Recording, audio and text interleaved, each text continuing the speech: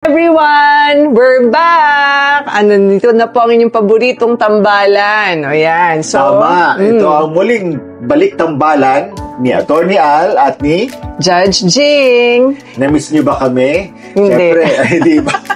Na-miss sila. Siyempre kami na-miss namin ang isa't isa. Oh, yes. At siyempre na-miss din namin kayo. Yes. It's been ilang buwan.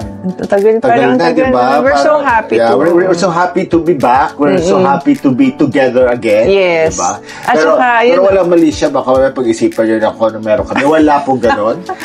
Nakakamiss lang talaga, diba? Na after so many months. Tapos yun na, maganda rin po na natuloy finally. Finally. Ito. Kasi formulate natin together with Donnie. Ayan, syempre kailangan damaan behind the scenes, diba? Yes. Na hindi makikita masyadong mahiyain. Pero yan, tayong tatlo yun na yun. Parang naanuhan natin. Tapos yun nga, through the months, ayan, at least ngayon, eto na po. Kaya we're so happy. We're so happy. Yes, we're so happy. Sa mga hindi po nakakakilala sa amin, okay, papakilala tayo. Assuming tayo na kilala tayo lahat. Correct, syempre. Doon sa mga, again, first time po kaming nakita sa kung ano mga medium, no?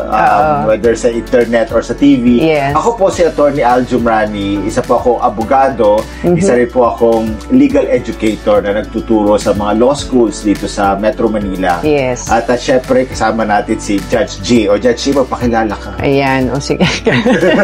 Umaga nag-assume talaga na kilala lahat.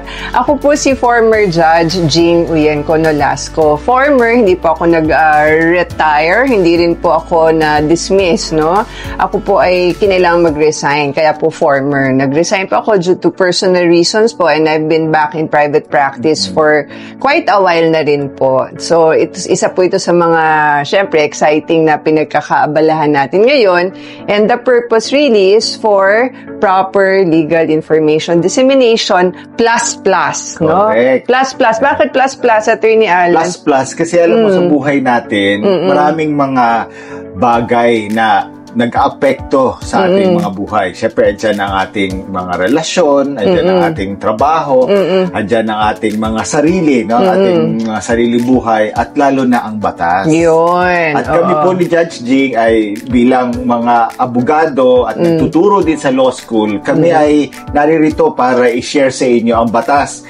Kasi nga yung batas na yan ay nakakaapekto sa ating mga buhay, sa ating mga pamumuhay, at sa ating mga relasyon. Yun. Not that experts kami sa relasyon or sa buhay, pero ang alam namin o ang konting nila nalalaman namin sa batas ay gusto namin ibahagi sa inyo para makatulong din.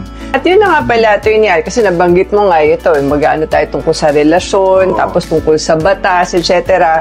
Ano na bang pangalan nito kung program natin? Yun na pala yung paalam natin sa ating ilang buwan namin pinag-isipan. Sabi namin, ano kaya magandang itawag? Kailangan, catchy.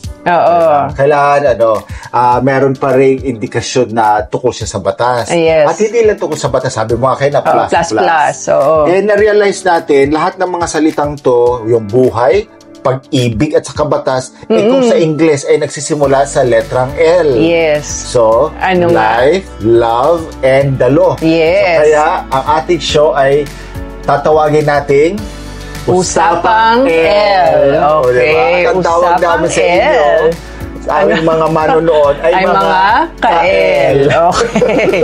Ibig po sabihin ng ka-L, kalo, ka-life, kalab. Yun. So, Usapang L with Attorney Al and Judge Jing. Ayan. Ayun. So, doon sa mga nakakakilala sa amin, siyempre kami po ay unang nagtambalan sa GNN People's Court.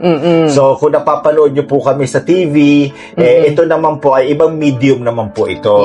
Pero wala pong tigil sa paghatid po sa inyo ng serbisyo legal, no? Para po ay makatulong kami, lalo na sa mga problema at saka sa mga katanungang legal. Yun. At saka ma-update din sila. Correct, ma-update. Speaking of update, Judge, mga kami alam ka, ano ba ang mga bago or nabago ngayon sa ating batas o sa ating legal system na Jack, na makakaapekto sa ating mga kababayan at sa ating mga ka-El. Meron isang bagong kaso. Yun. Actually, kailan lang siya pinress release ng Supreme Court? Although yung decision itself, ano pa pala, November 2024. Okay. Pero maganda tong pag-usapan. Kaya, ano na ba?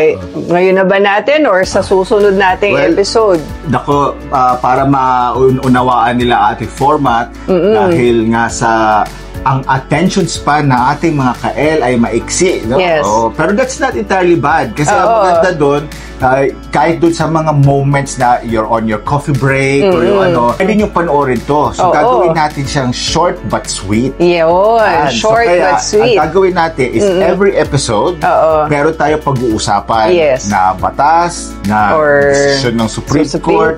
At dahil nga, hindi lang batas to, pag-uusapan din natin ang buhay-buhay at pag-ibig. So, meron ding mga ganyang pag-uusap. Pero we will try to make these videos short but sweet. So, para at least napapanood nyo kahit na you're on your coffee break or kung ano man. Kumbaga tutumbukin natin agad bawat episode kung ano man yung pinaka-featured episode natin. At yun na nga. Remember, that's just the beginning. Kasi sa darating na panahon, magkakaroon na tayo ng improvement din sa show. Malay nyo, hindi lang itong Rosas ang kasama namin.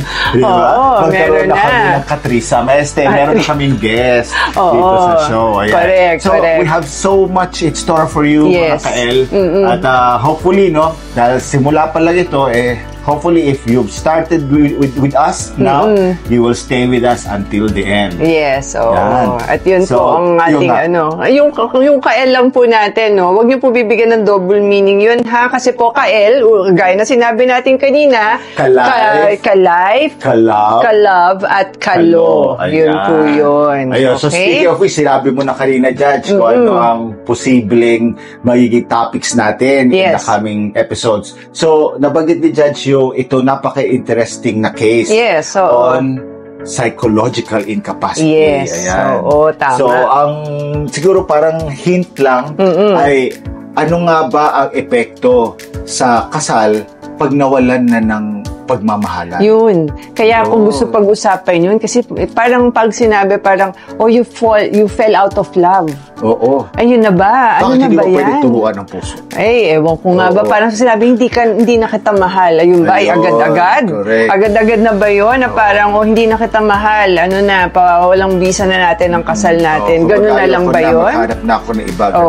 Ayan. Kaya interesanteng pag-usapan natin yan. Kasi nga meron nga lumabas na at saka lumabas din sa news yan. Yun na nga. Pag-usapan din. Kasi bihira yung sasabihin na pag hindi mo na mahal, pwede na ipawalang visa ang kasal.